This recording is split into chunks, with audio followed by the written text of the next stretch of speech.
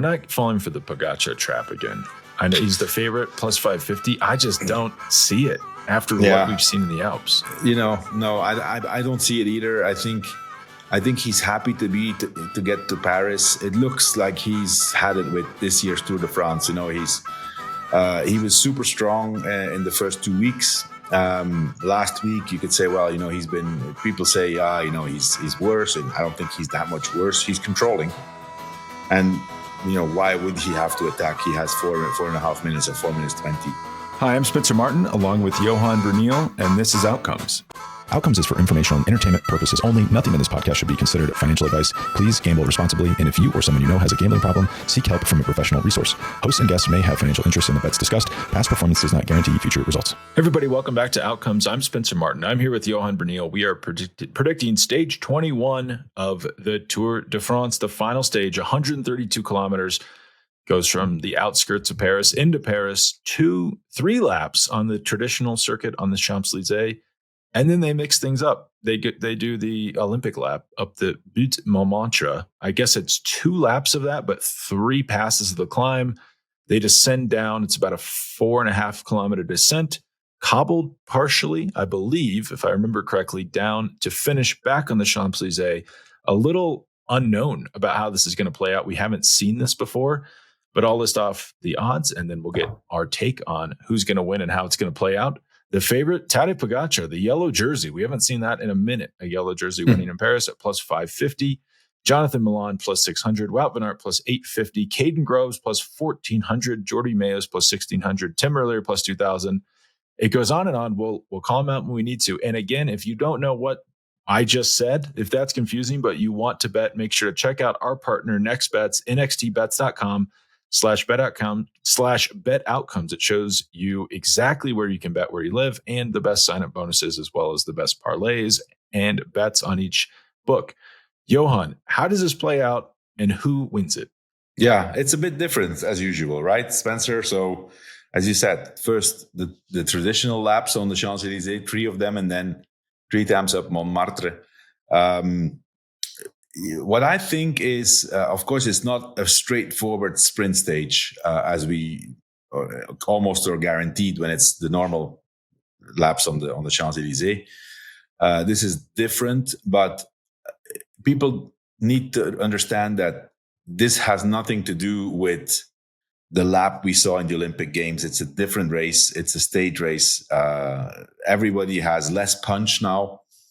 So, we're not going to see an attack like we saw, for example, from Mathieu van der Poel exploding on Montmartre and only Wout van Aert able to follow him. First of all, Van der Poel is not here, but at this point in the Tour, nobody can do that anymore. And I also think that sprinters will be able to make it over it or come back. I think it's a possible bunch sprint or a reduced bunch sprint, but I think that Jonathan Milan can make it over there and that he can win the stage. He's plus 800. Would be amazing for him to finish it off in the green jersey. So my pick for the stage is Jonathan Milan. I kind of agree with you, Johan. I'm not convinced this is going to be some amazing Olympic style homage. As you said, there was like 80 riders in that race too. Mm-hmm. And it was super long, no teams, no trade teams. It's just a really different race, little trek.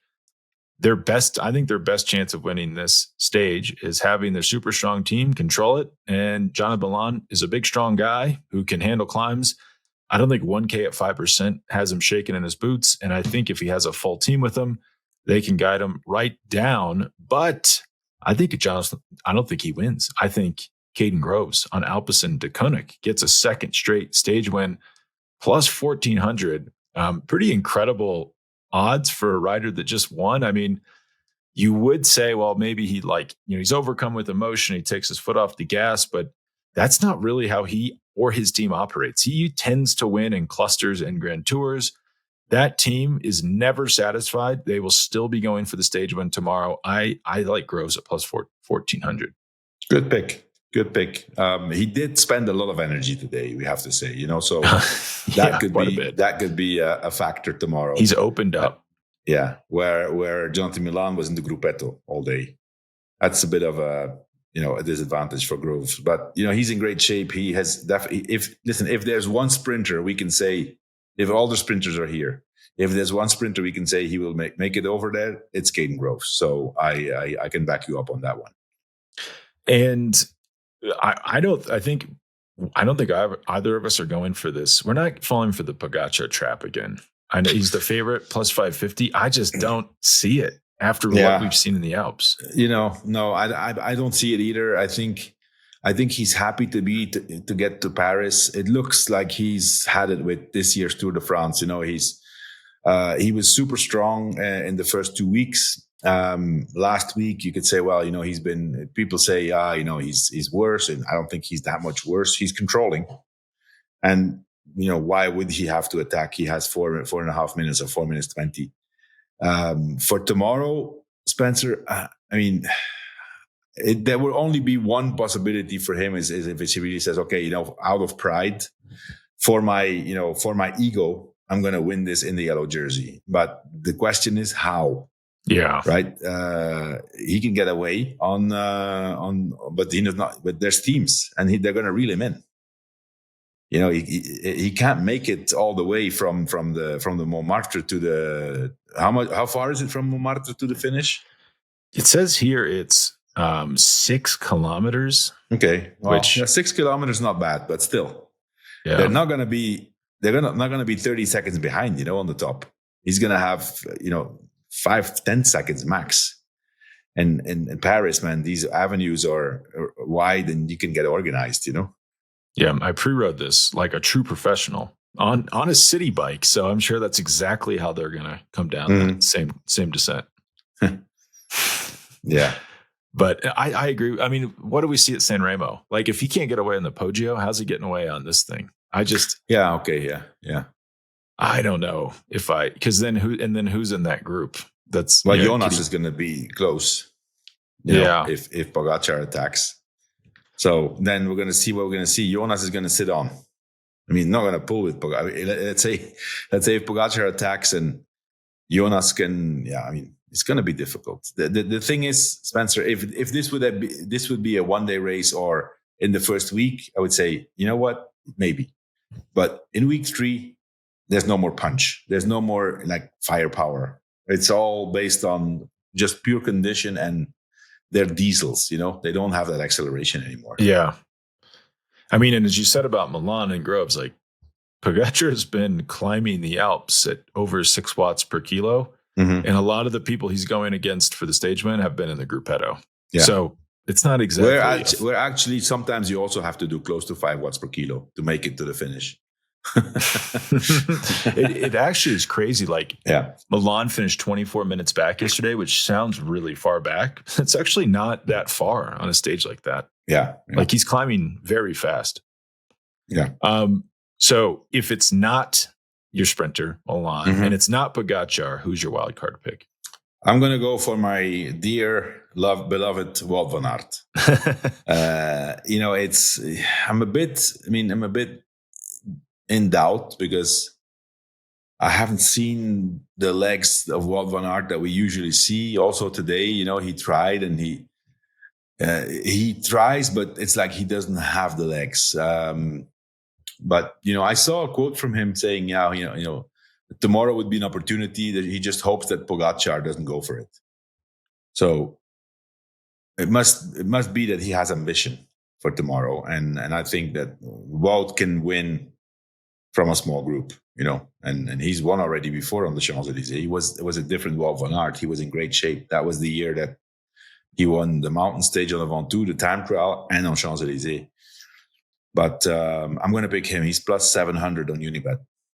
It's actually plus 850 on FanDuel. So if you like Wout van Aert, check him out on NextBets. Use the nxtbets.com/bet-outcomes to go to FanDuel and bet on him. Pretty good price. I'm not falling for the Van Aert trap. I want to pick him. I'm not going to pick him. It's funny that you picked Van Aert because teammate of second place in the GC. I'm going to go teammate of the winner of the race, Jonathan Narvaez, plus 2,900. This has got Narvaez written all over it. One of the only riders who has out-sprinted Pogačar in a reduced Similar, not exactly like this stage, but stage 1 of the Giro d'Italia last year. Yeah. So the guy's fast. He's worked hard. I'm not inside the mind of Tadej Pogačar, but he might think, let's try to get one for one of these teammates who have worked very hard. So I'm going to go Narvaez at plus 2,900. That's a good wild card, man. That's a good wild card. I saw images from him when he was on Ineos still. I don't know if it was E3 or Kuurne, and he was the only guy who could follow Mathieu van der Poel on one of those steep climbs in Flanders. And they rode together for quite a bit, just the two of them. And this was before Jonathan Narvaez was better known, you know? Yeah. He was their best classics rider his last year on Ineos, like by a long shot. Yeah. Yeah. And he got selected to the Olympics over Carapaz, and Lance was like, who the heck is this guy? Why is he getting selected? It's like, well, he's pretty good, actually. Well, let's take a quick break and we'll come back with some head-to-heads, our last of the race. Everybody, this episode is brought to you by Rougiette Ready. Guys, you've probably heard of Viagra or Cialis. Maybe you've even tried them. Well, are you looking for something beyond the usual pill? Meet Rougiette Ready.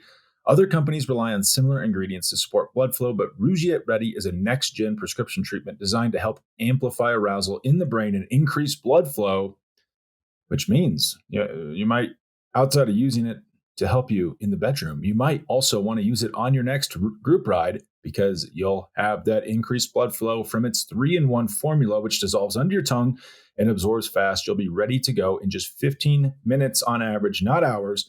And in fact, effects can last for up to 36 hours. That means you can stay confident, present, and in control when the moment's right.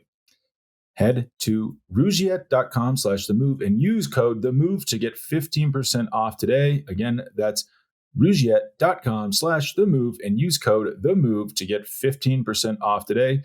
Individual results may vary with prescription treatment. Compounded drugs are permitted to be prescribed under federal law, but are not FDA approved and do not undergo FDA safety, effectiveness, or manufacturing review.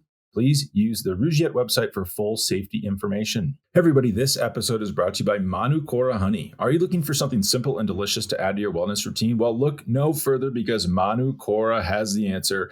It's rich, creamy, and has a deep, complex flavor that makes you want to eat it straight off the spoon, which is exactly what I do. When I wake up early in the morning to watch these Tour de France stages, I am downing Manukora Honey by the spoonful first thing in the morning.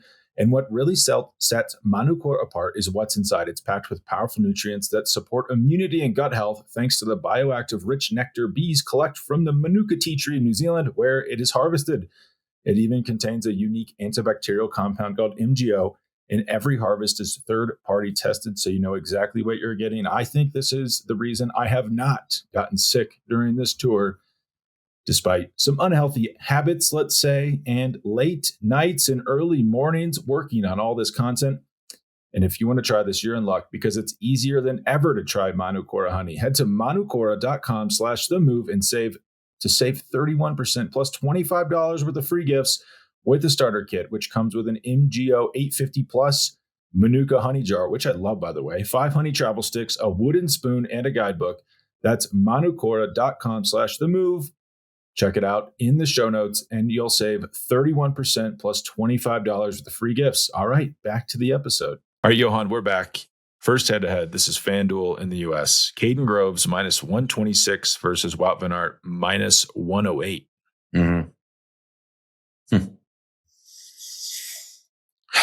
I think Wout van Aert doesn't get dropped on this, man. There's no way. Wout van Aert. Okay. Jonathan Milan minus 220 versus Jordi Meeus plus 162. It's kind of an interesting one. Yeah. Jordi Meeus was close the other day also, you know, like when there was the crash with 1K to go. He was second, right? Behind Milan. Yeah. I mean, I picked Milan already for the win, so... In this head-to-head, however, I mean, Milan is negative how much? 220. This is a good hedge, too, if you pick Milan for the stage. Jordi Meeus. It's not impossible that Meeus doesn't win here. He's won in Paris before. Different finish, obviously, but he's a magician. Final day magician. Casper Askren, minus 116. Jonas Abrahamsen, minus 116. I haven't seen him. Was Casper Asgreen in the break today at some point? He was, I believe, yeah. That's the first time I saw him in this tour. Not a good sign. It's good. I mean, there's other riders I didn't even know they were in the tour. Abrahamsen. Okay. So the next one is Arnaud Delis, minus 140 versus Biniam Girmay, plus 106. Biniam. All right. I like that. I mean, I don't think he's going to win tomorrow, but he is coming on kind of strong here, especially after that crash. Yeah, I think Arnaud can't put anything past him, but he looks spent. He looks empty. Yeah. I mean, he was dropped like he was by himself today for a while. Okay. Tobias Lund Andersen, minus 172 versus Jake Stewart, plus 126. Tobias Lund. All right. He got third. Did you see he got third in one of these stages? Mm-hmm. Yeah. So that's not easy to do. All right. Well, that's it, Johan. Anything else? This is our last episode of the tour, if you can believe it. Well, you can't bet on Pogačar anymore to win, right? So I think yesterday. No, to win the tour, I mean. It was like minus 30,000 or something. Oh, wow. Yeah. Potentially not even worth it, actually, if you think about the probability of him breaking his collarbone or something. Yeah.